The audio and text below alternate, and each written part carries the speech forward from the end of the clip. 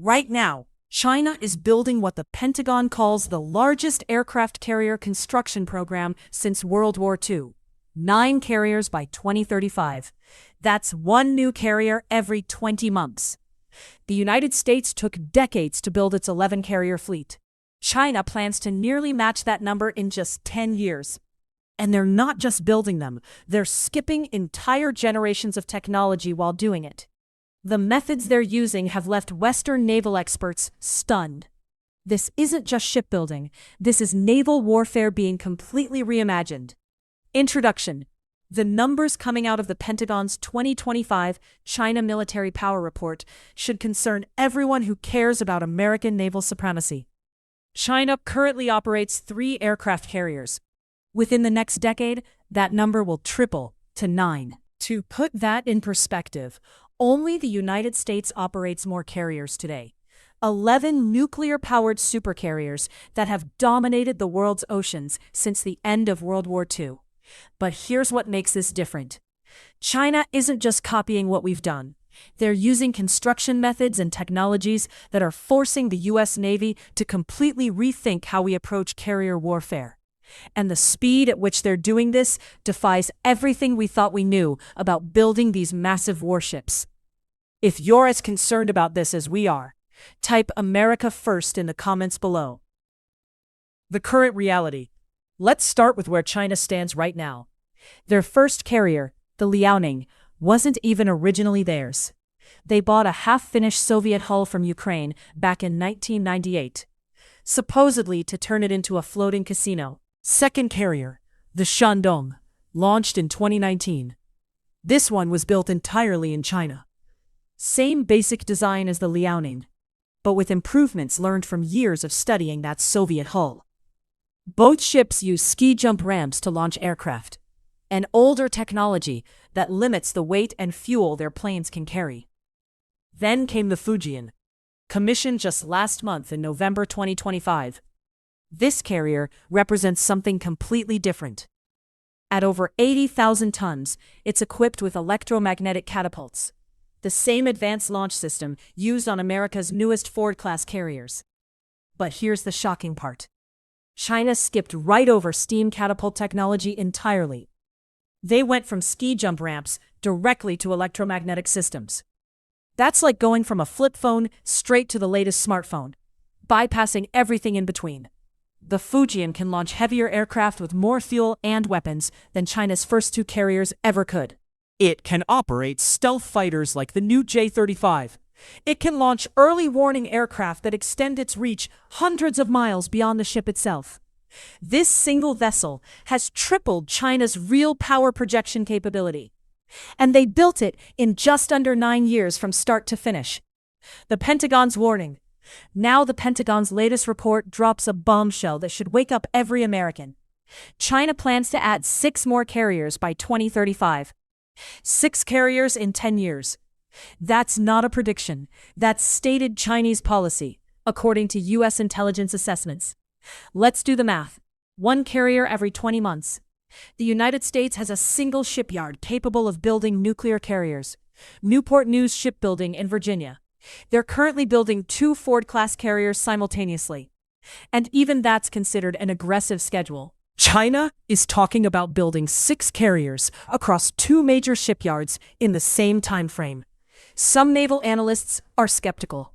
Alex Luck, an Australian naval expert, pointed out that while construction has started on the Type 004 carrier at Dalian Shipyard, there's no sign yet of work beginning at Jiangnan Shipyard on additional hulls. Even with both yards working in parallel, he questions whether this pace is achievable. But here's what those skeptics might be missing. China's shipbuilding capacity is 232 times greater than America's. Read that again. 232 times. They have the industrial base, the skilled workforce, and the government backing to make this happen. When China commits to a strategic goal like this, they tend to achieve it. But the real game changer isn't just how many carriers they're building. It's what's powering them. Satellite imagery from Dalian Shipyard shows something that changes everything. 2 massive compartments, each measuring 15 by 15 meters, being assembled into something new. This is exactly what's powering China's push forward, and it changes the entire equation. China's fourth carrier, the Type 004, will be nuclear-powered. That puts China in an exclusive club with only two other nations, the United States and France. And the implications are staggering. The nuclear advantage. A nuclear-powered aircraft carrier isn't just a conventional carrier with a different engine. It's a fundamentally different weapon system. China's first three carriers run on diesel fuel. That means they need to refuel regularly, limiting their range and how long they can stay deployed. Every time they need fuel, they're vulnerable. Every refueling operation requires support ships, creating a logistics chain that can be disrupted. Nuclear power eliminates all of that. A nuclear carrier can operate for decades without refueling. It has unlimited range. It can maintain high speeds indefinitely, without worrying about fuel consumption. And perhaps most importantly, all that internal space that would normally store fuel can now be used for aviation fuel, weapons, and supplies for the aircraft. The Type 004, based on satellite analysis, will displace between 110,000 and 120,000 tons. That's larger than America's Ford-class carriers, which come in at 100,000 tons. It will likely carry 4 or 5 electromagnetic catapults compared to the Fujian's 3. Analysts estimate it could operate 90 to 100 aircraft, more than any carrier currently afloat. Before we go further into how they're achieving this, take a second to hit that like button and subscribe. Over 98% of viewers watch without subscribing. It costs you nothing, but helps us bring you more content like this. Show twin reactor compartments, suggesting the Type 004 will use 2 nuclear reactors, each generating between 450 and 500 megawatts of power. That's enough energy to power a small city, and every bit of that power can be directed to the ship's systems, catapults, defensive weapons, and future directed energy systems like shipborne lasers. The keel was laid in early 2025. If China maintains the construction pace they achieved with the Fujian, we could see this carrier launched by 2028 or 2029, with full commissioning in the early 2030s. The extreme solutions. So how exactly is China pulling this off? What are these extreme solutions that make such rapid construction possible? China has perfected the art of building massive hull sections as prefabricated modules, then assembling them like enormous Lego blocks. Satellite imagery shows these modules being built simultaneously in different parts of the shipyard, then moved into dry dock for final assembly. This cuts construction time dramatically compared to traditional shipbuilding methods, where you build from the keel up in a linear process. Second, dual shipyard strategy.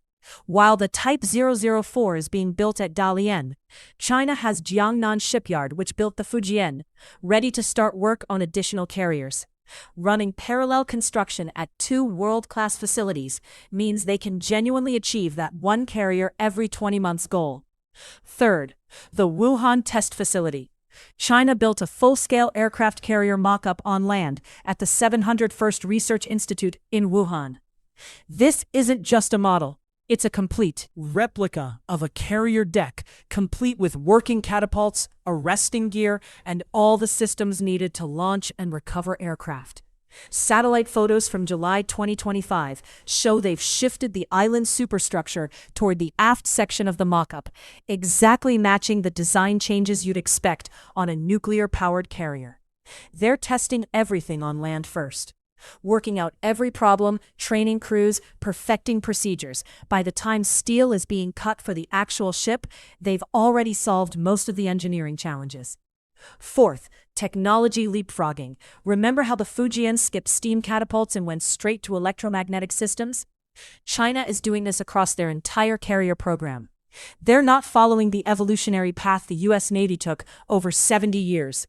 They're studying where we ended up and building that from the start, incorporating lessons we learned the hard way. Fifth, integrated electric propulsion. The Type 004 won't just have